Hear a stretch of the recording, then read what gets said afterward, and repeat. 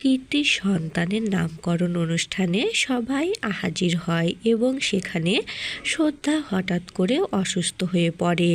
তখন শ্রদ্ধাকে নিয়ে অভয় কোলে করে নিয়ে গিয়ে শুইয়ে দেয়। শ্রদ্ধার এমন অবস্থা দেখে তো সবাই চিন্তায় পড়ে যায়, শ্রদ্ধার কি এমন হয়েছে।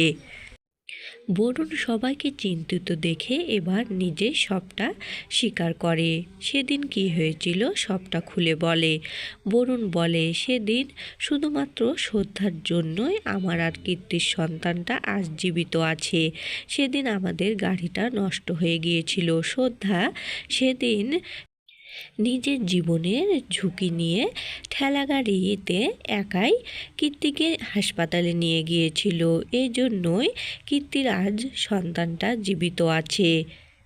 শ্রদ্ধার এমন আত্মত্যাগের কথা শুনে তো সবাই অবাক হয়ে যায় এবং শ্রদ্ধাকে কীর্তির শাশুড়ি বলে, এতদিন তোমাকে আমরা কি না কি বলেছি, আজ তুমি আমাদের নাতনিকে বাঁচালে।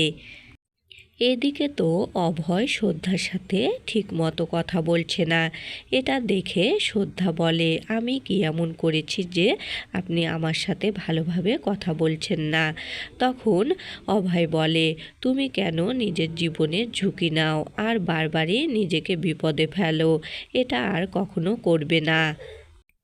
অন্যদিকে কীর্তির শাশুড়ি কীর্তিকে কতগুলো পুরনো জামা দেয়, কিন্তু কীর্তি সেগুলো ফেলে দেয়, কারণ পুরনো জামা কাপড় কীর্তি তার সন্তানকে পরাবে না।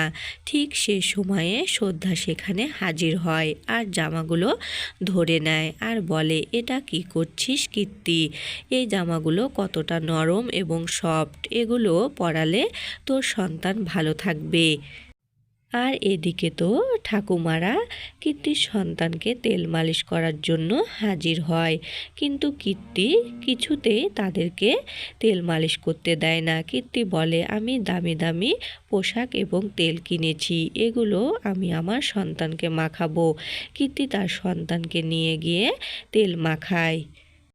এদিকে তো শ্রদ্ধার আসতে দেরি হচ্ছে, এটা দেখে অভয় খুব রেগে যায় আর শ্রদ্ধা এসে অভয়ের রাগ ভাঙ্গায় এবং শ্রদ্ধা বলে, আমার কেন জানি মনে হচ্ছে কীর্তি তার সন্তানকে নিয়ে কোনো একটা বিপদে পড়তে যাচ্ছে, আমাকে সেখানে যেতেই হবে। অভয় বলে, তুমি এমন করে বলছো কেন? কালকে তোমার মিটিং আছে, তুমি সে প্রস্তুতি নাও, ওখানে যেতে হবে না। অভয় বারবার বারণ করে, কিন্তু অভয়ের বারণ অমান্য করে শ্রদ্ধা সেখানে চলে আসে এবং কীর্তির সন্তান পড়ে যেতে লাগে আর শ্রদ্ধা এসে ধরে নেয়। কিন্তু কীর্তির ঘুম ভাঙলে শ্রদ্ধাকেই কীর্তি দোষারোপ করে আর বলে, তুমি আমার সন্তানকে ফেলে দিতে যাচ্ছিলে। তখন শ্রদ্ধা বলে, তুমি এটা কি করে ভাবলে তোমার সন্তানকে আমি ফেলে দিব? তুমি তো তোমার সন্তানকে ফেলে দিচ্ছিলে, আমি ধরে নিলাম। এদিকে তো শ্রদ্ধার শাশুড়ি এসে অভয়কে বলে, আজ তোরও চা কপালে জুটেনি, এতদিন আমাদেরও জুটেনি। তখন অভয় বলে, মা তুমি রাগ করছো কেন? শ্রদ্ধা তো এমনই, সবার বিপদে ছুটে যায়। অন্যদিকে কীর্তি আরেকটা কাণ্ড করে। অনলাইন থেকে কীর্তির সন্তানের জন্য অনেক খেলনা আর জামা কাপড় অর্ডার করে। এটা দেখে তো কীর্তির শাশুড়িরা অবাক হয়ে যায়, এতটুকু বাচ্চা আর এতগুলো খেলনা আর জামা কাপড়, এটা কিছুতেই মেনে নিতে পারে না কীর্তির শাশুড়িরা। শ্রদ্ধা এসে কীর্তিকে বোঝায়, এতটুকু বাচ্চার জন্য এত জামা কাপড় আর খেলনা কি হবে, কিন্তু কীর্তি কিছুই বুঝে না এবং কীর্তি বলে, আমার সন্তানকে আমার ইচ্ছে হয়েছে আমি পড়াবো।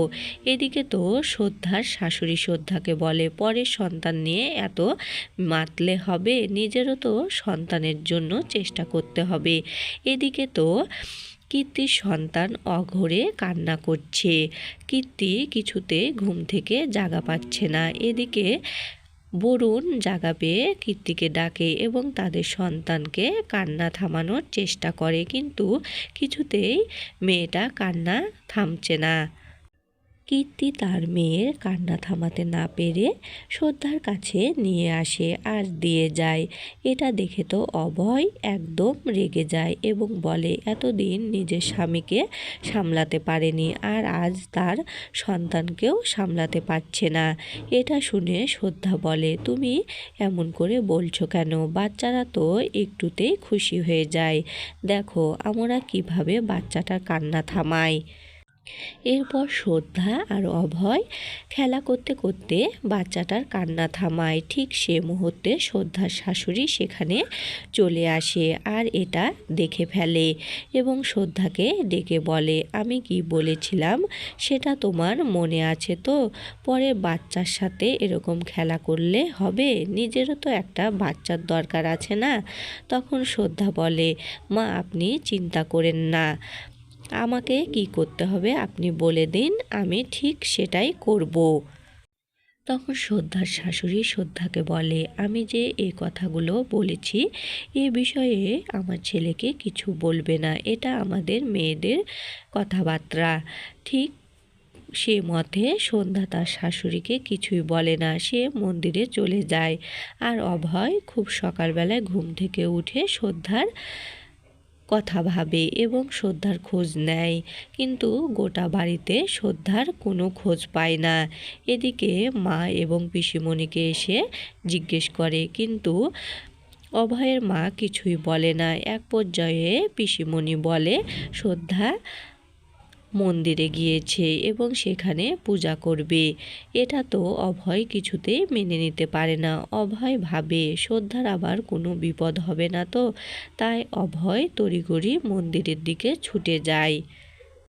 এদিকে তো শ্রদ্ধা পূজা করতে করতে অজ্ঞান হয়ে পড়ে যায়। ঠিক সে মুহূর্তে অভয় এসে শ্রদ্ধাকে ধরে নেয় এবং কোলে করে শ্রদ্ধাকে নিয়ে আসে।